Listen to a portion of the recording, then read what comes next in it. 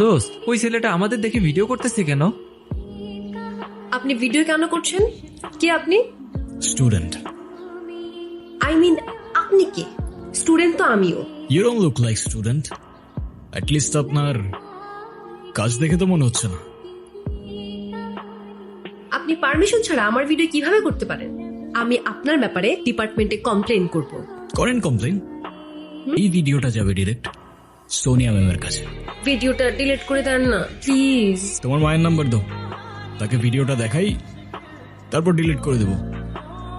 এইটা করেন না প্লিজ, আমার মা জানলে আমি একদম শেষ। ডিলিট হলে তোমার মাকে দেখানোর পরই হবে।